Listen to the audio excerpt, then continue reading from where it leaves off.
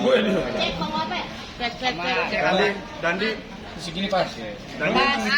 Yang kenceng ah. Terus satu tanggal lagi dah beren mah. Ini Mas Diko deh, Mas Diko yang jelasin dulu. Jadi memang ini awalnya karena 3 tahun saya di Kendal ini saya memperhatikan apa yang menjadi kendala masyarakat yang ada di Jawa Tengah gitu. Dan ternyata UMKM itu merupakan pendorong dan penggerak ekonomi yang ada di daerah-daerah. Jadi kontribusi untuk negara sangat besar.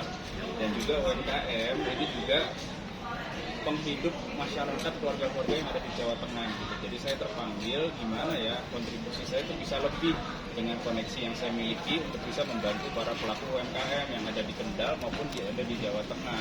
Nah akhirnya saya melihat bahwa fondasi utama masalah UMKM itu adalah marketing dan juga pendanaan. Jadi 2 itu masalah utama dari para pelaku UMKM. Sehingga saya punya sahabat namanya Mas Raffi yang sangat luar biasa, sudah pernah memajukan UMKM dan berhasil.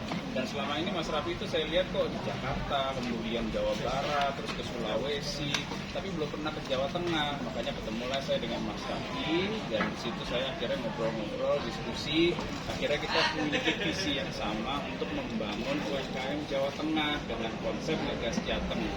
Kita akan hadir nanti di 6 daerah yang ada di Jawa Tengah tahap pertama. Ketika ini nanti sudah berhasil, baru kita ekspansi ke daerah-daerah lain yang ada di Jawa Tengah gitu. Jadi harapannya nanti saya sama Mas Raffi ini bisa sama-sama benar-benar memajukan UMKM yang ada di Jawa Tengah. Karena kan secara marketing Mas Raffi pasti bisa membantu. Jadi nanti kita akan coaching lah, seperti ada coaching.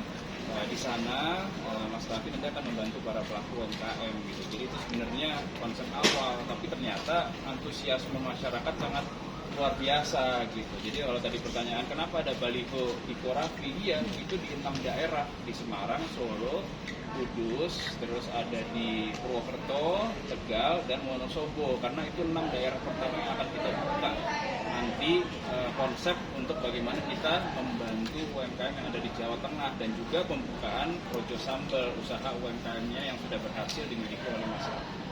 Gitu jadi awalnya gitu. Jadi ceritanya memang saya sendiri kan senang banget memajukan UMKM. Salah satu ini Mas Diko ini memang kita tahu lah Mas Diko ini memang basicnya politisi muda. Aku juga senang punya teman yang memang jenjang karir di politiknya juga aku yakin Mas Diko masih akan insya Allah cemerlang.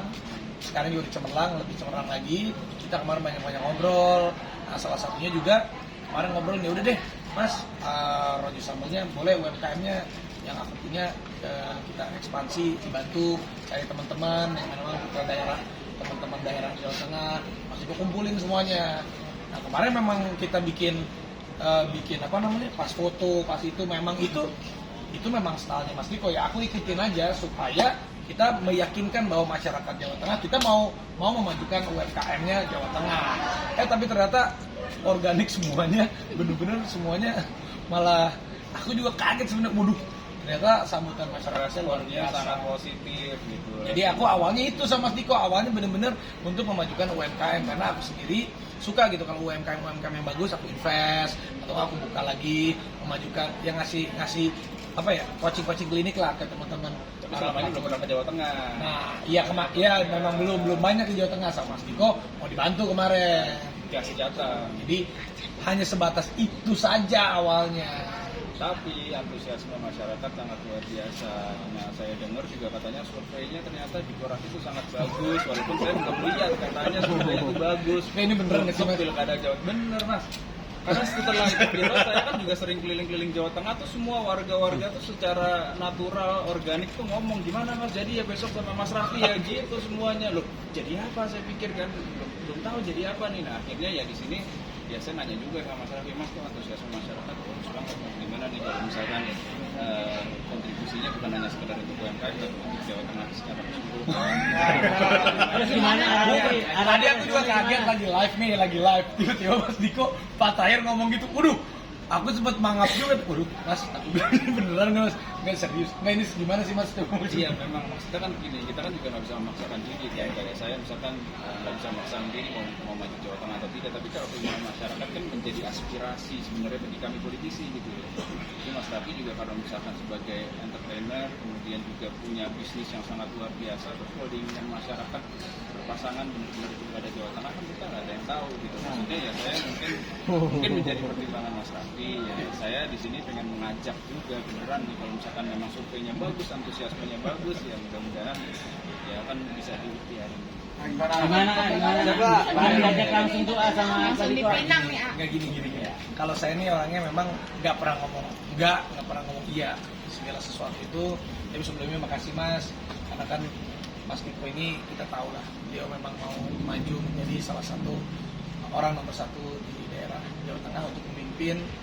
Ya terima kasih Mas atas apa ya ajakannya, atas kepercayaannya. Ini pas banget minggu depan aku mau haji lagi. Maksudnya biar dulu kalau ini Mas mau izin, kalau ini kan suatu hal yang baru juga buat saya. Jadi biar saya ikhtiar dulu, terus kan juga ngobrol sama keluarga, sama istri. Yang minggu depan haji biar berdoa dulu. Yang pasti kalau untuk Mas Niko pribadi saya udah